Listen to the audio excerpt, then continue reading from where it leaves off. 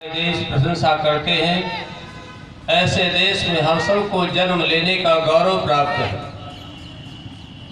उतना ही नहीं, जहाँ परमपिता परमेश्वर ने इसी भूभाग पर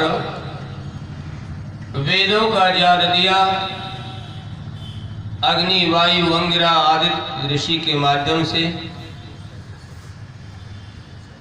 उनसे महर्षि ब्रह्मा ने प्राप्त किया। महर्षि ब्रह्मा के बाद महर्षि मनु आदि, और ये परंपरा चल पड़ी। इस परिपाटी को आज तक हमारे ऋषियों ने, विद्वानों ने सुरक्षित रखा। इसी वैदिक मर्यादा के अनुसार आप अग्निहोत्र कर रहे हैं। हमारी परिधि और विस्तृत हो जाती है। जहाँ कपिल, कणाद, जैमिनी, गौतम, पातंजलि, व्यास जैसे ऋषि मुनियों को, उन महान वैज्ञानिकों को जन्म देने का गौरव इसी भूमि को प्राप्त है।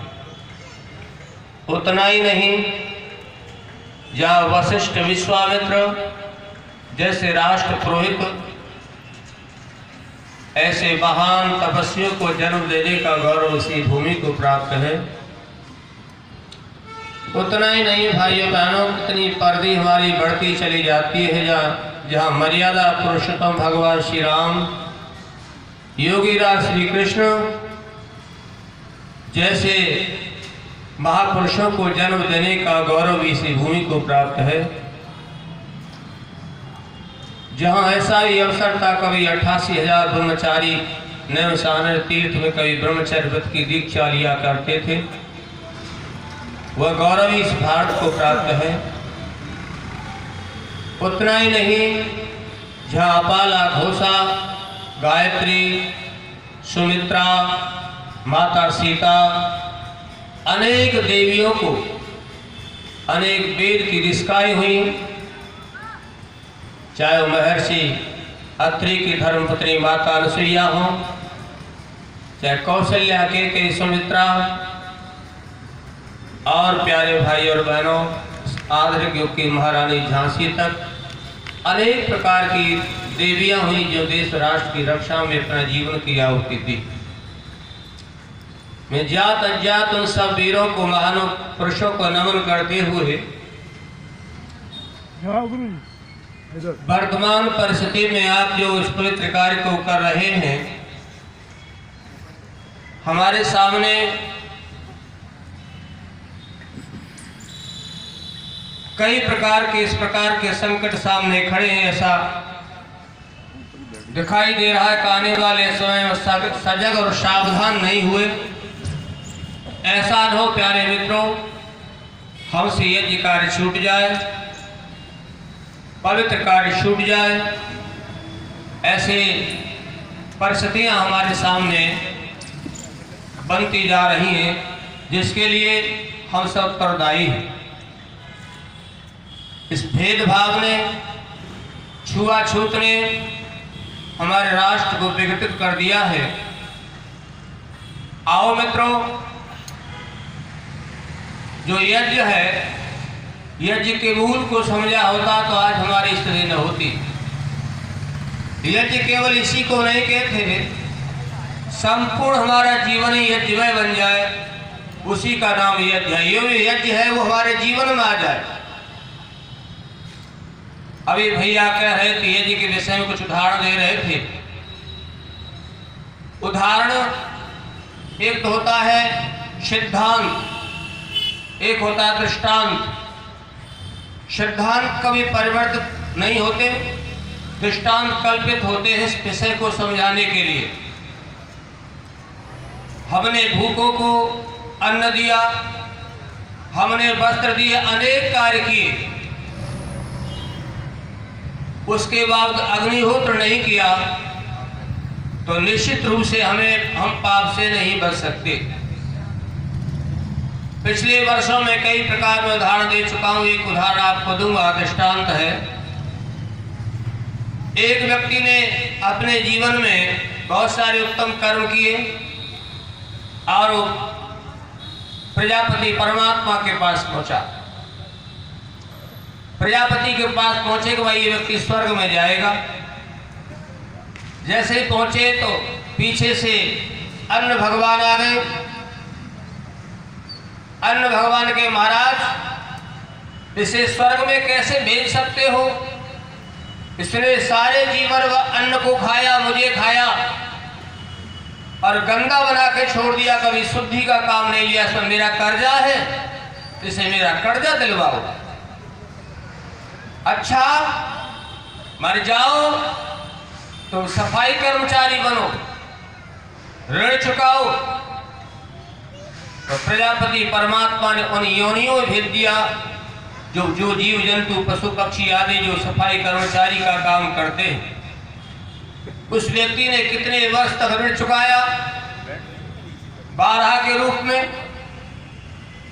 उसके बाद फिर उसका नंबर आया, फिर प्रजापति के पास पहुंचा, महाराज मुझे अब तो स्वर्ग में भिजवा दो। उसके साथ वरुणदेव चले गए कि महाराज पर मेरा कर्जा है, सारे जीवन जल पीता रहा, पवित्र गंगा यमुना जैसा जल, कभी शुद्धि का नाम नहीं लिया। पेशाब के रूप में, पसीने के रूप में, स्नान के रूप में, कपड़ा धोने के रूप में सब साफ करता रहा, कोई शुद्धि का नाम, मेरा इस पर कर्जा है। अच्छा वह जाओ, तुम जल के जीव जंतु बनो, मछली बनो, मेंढक बनो, कछुआ बनो, आदि आदि। तुमने ऋण नहीं चुकाया। वह व्यक्ति परेशान होता है, फिर चला जाता है। कितने वर्षों तक ऋण चुकाया जल की, सफाई की। वह व्यक्ति फिर प्रजापति के पास पहुंचा कि महाराज अब तो मुझे स्वर्ग मिल जाए। उसके पीछे से वायुदेव चले गए कि सारे जीवन में इसने ऑक्सीजन प्राणवायु का सेवन किया और कभी शुद्धि का नाम लिया, इस पर मेरा कर्जा है। सांस लेता रहा और वायु गंदी बना के छोड़ता रहा। सब जानते हो क्या लेते हो, कार्बन डाइऑक्साइड छोड़ते हैं और शुद्धि का नाम नहीं लिया। ए भाइयों बहनों, ये तो कल्पित दृष्टांत होते विषय को समझाने के लिए जो बात हृदय में उतर जाए, लेकिन इसका मूल क्या है? आपने कितना ही काम कर लिया हो, इन सारे ऋणों से पूर्ण होना चाहते हो, अपने गृहस्थ को अच्छा बनाना चाहते हो, तो महर्षि मनु ने जो धर्म शास्त्र के प्रणेता, इसे गृहस्थ को सुंदर बनाना है तो हमें पंच महायज्ञ नित्य करना होगा। जो पंच महायज्ञ प्रसारणी सभा आप सबने विवेक जी के साथ मिलकर बनाई है।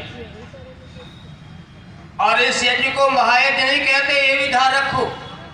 भावावेश में कह दे हम चारों वेदों का यज्ञ कर ले, बड़ा और यज्ञ कर ले, महायज्ञ नहीं कह सकते। महर्षि मनु महायज्ञ नहीं कहा इसको। महायज्ञ ये आज है कल नहीं है। हम 10 दिन करें, 20 दिन करें, महायज्ञ कहा जो घर में नित्य किया जाता है उसे महायज्ञ कहते हैं। ब्रह्म यज्ञ, देव यज्ञ, पितृ यज्ञ, अतिथि यज्ञ, बलवैश देव यज्ञ। इन पंच महायज्ञों को जो व्यक्ति कभी करता था, ऐ बहनों, हमारे घर उन्हीं घर को स्वर्ग कहा जाता था। वो पंच महायज्ञ कौन से हैं? पहला यज्ञ है ब्रह्म यज्ञ, ईश्वर उपासना। ऐ बहनों, ऐ मित्रों, जो परमात्मा की उपासना नहीं करता, उसका धन्यवाद नहीं करता, वो पाप से बच नहीं सकता। क्यों? आज का नास्तिक व्यक्ति कह सकता है कि ये परिश्रम हमने किया, घर मकान मैंने बनवाए, मैं उसकी उपासना क्यों करूं? उसके लिए मैं ईंट का जवाब पहाड़ से देना चाहूंगा। ऐसे सोच वाले व्यक्तियों के लिए वो भोले लोग नहीं समझते, क्योंकि उनकी शिक्षा पद्धति आधुनिक है। प्राचीन शिक्षा पद्धति होती तो ऐसा न सोचता। ऐसे प्रश्न मेरे सामने आते रहे हैं। मैं सुनो मित्र, कुछ ऐसे कार्य हैं जो तुमने, तुम्हारे पुरखों ने, ऋषि मुनियों ने नहीं किए, जो परमात्मा द्वारा किया गया है। बताओ, सूर्य का प्रकाश किसने दिया? हमें सिलेबस में पढ़ाया जाता है बल्ब का आविष्कार किसने किया?